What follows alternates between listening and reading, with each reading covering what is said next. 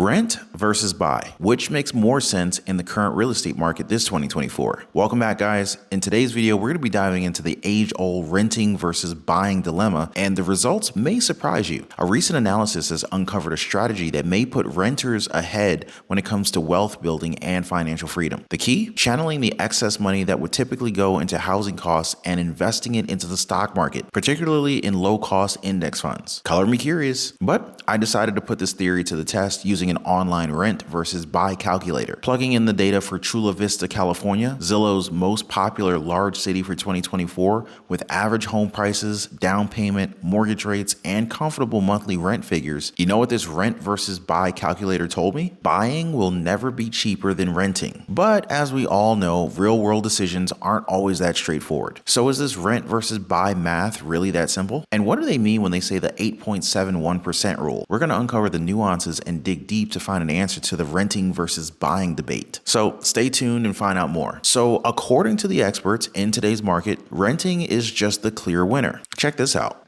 For most people, it is a better option. That is, if you don't already own. I'm not saying that most people should sell their homes if they own. If you own, you probably have a pretty good mortgage rate. But for people who don't yet own a home and are trying to make a decision, the economics of renting have not looked this good in a long time. And I think I understand why people have so long been down on renting. There's even been some shame associated with renting. And I think it's important to say, look, for most people right now who are trying to figure out whether to buy or rent, renting is the smarter option financially. You'll save money. And there's a reason there's so much of a sense that Americans should never rent, which is we have this huge industry, the real estate industry, that makes a lot more money from selling homes than renting them.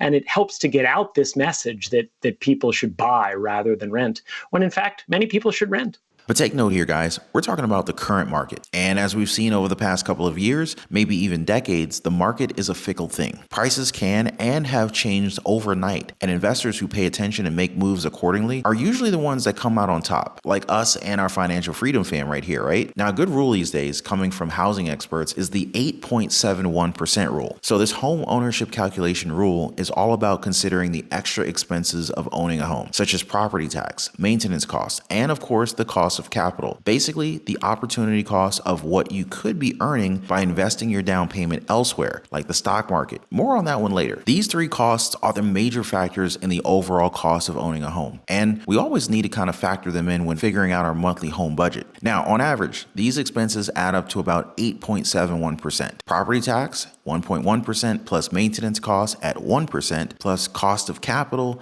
at 6.60% equals the 8.71%. Now, this rule isn't about the numbers. It's just kind of like a handy tool to kind of help you decide whether renting or buying makes more financial sense on these costs. Pretty cool, right? So let's go ahead and dive into this rule. To find out how much owning a home will really cost you monthly, take the home price, multiply it by 8.71%, and then divide it by 12. For example, if you're eyeing a $500,000 home, crunch the numbers. $500,000 times 8.71% equals $43,550 per year. Now, divide that by 12 for your monthly cost of $3,629.17. So what does that mean for you? Well, if you're aiming for that $500,000 home, you need an extra $3,629.17 every single month on top of your mortgage payment. Now, if this extra amount doesn't really work for you and your financial situation, it may mean that this house isn't quite within your budget. This rule isn't just about figuring out your maximum mortgage payment. It's also a tool to help you weigh the rent versus own decision. If renting comes in cheaper than the calculated amount, renting may just about be the smarter financial move. However, remember, the 8.7% rule is just one piece of the puzzle. Other things matter too, like interest rates, tax benefits, potential property value increase, and your personal financial situation. It's a guideline, not a strict rule. Your unique circumstances and preferences really are what dictate what's doable. You know what I mean? So whether you use this as a starting point or follow it closely, it's all about making informed choices regarding your home ownership plans. Now, personally, the non-financial reasons for owning your home, that's what made me buy a property. As long as I pay my mortgage, no one will be able to evict me, and I can even have a pet if I want to. Those two things alone, on top of everything else, are worth all the sacrifices that I've made in order to make the mortgage payment every single month. And I definitely know some people too who are happy to finally live alone and not have to share a house because their mortgage on a 2-bedroom is cheaper than renting a 1-bedroom apartment. So yeah, it's all about the big picture and all the other factors that you should definitely consider when deciding whether to rent or buy a home. Now, speaking of, more of these home buying decision factors later in this video, including the new analysis that found out that renters come out the winner if they take the excess money they would otherwise spend on housing and invest in the stock market, ideally in a low-cost index fund. Look forward to that one later on in this video. Stay right there. Quick thanks for watching and for always lighting up the like button. Your support really goes a long way. And we may not be the biggest YouTube community, but I wouldn't trade our financial freedom fam for anything in the world. So let's stick together and keep the channel going. Hit the subscribe button now and tap that notification bell so that more people can see the truth exposed when it comes to real estate and financial matters. Now, let's talk about why it may pay to rent instead of buying. So this coming from an analysis released last week by Brad Case, chief economist at Middleburg Communities, a property management company based in Maryland. In his paper, Case challenges the common belief that all else being equal, buying a home is a more financially sound choice than renting. Case's main point is that if you take all of the cash that you would have spent on a down payment and other home-related costs and invested in the stock market, you'd end up with more money after 30 years. Why?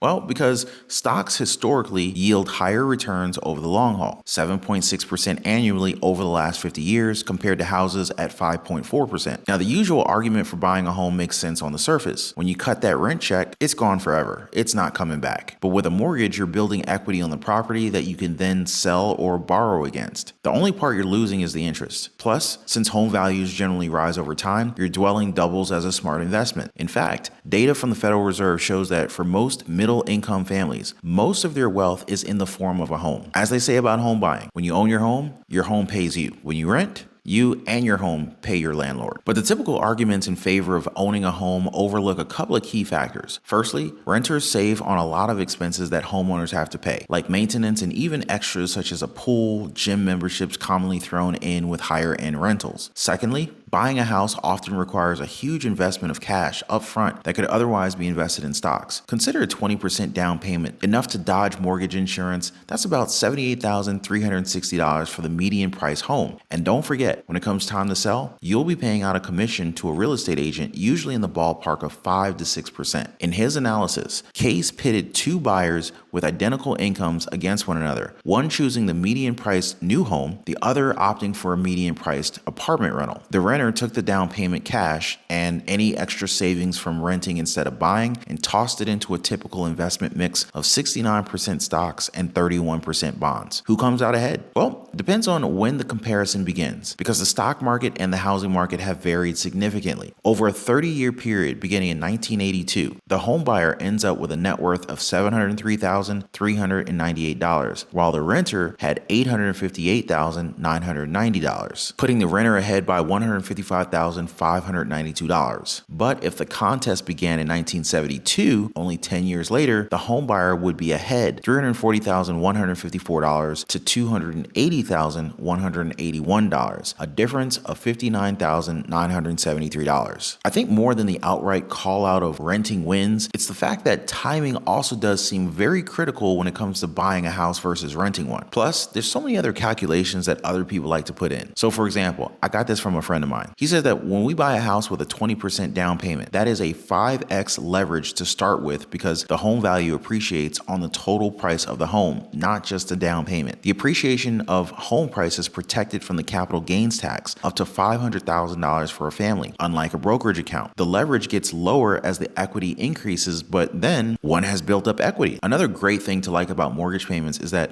it does not increase with a fixed rate mortgage. So inflation will reduce the actual cost of the mortgage payment. So you see, a lot of factors are in play when you think about it. For most years across most of the 50-year period Case analyzed, the renter would outperform the buyer, especially if they picked a low-cost stock index fund instead of a mix of stocks and bonds. And renting has another advantage, which is that a renter can move more quickly than a homeowner, and therefore they can theoretically take better advantage of higher paying job opportunities in faraway cities. Plus, I mentioned timing, because when they did this comparison, it basically came down to whether stocks are over or or undervalued at any given point in time, and that's really impossible to know for sure until after the fact. So it's a huge gamble if you think about it. I think it's also worth noting that Case, the analyst who made these rent versus buy calculations in the first place, he'd buy a house instead of renting if he was just starting out, because he considers stocks to be overvalued at present. That's the same call he made in 2000 when he bought a house, a decision he has not regretted. Some other factors to consider: location and other intangibles, like stability. You, not the landlord, can choose when you'll move. Financial predictability. A fixed rate mortgage payment doesn't change. Freedom to renovate. Pride of ownership, growing home equity that you can borrow against, and flexibility. Case's paper really doesn't conclude that there's always a clear winner between buying and renting. Everyone's circumstances differ, and maybe the dream home that you're eyeing is only up for sale or rent. But what it underscores is that this choice isn't always the straightforward no-brainer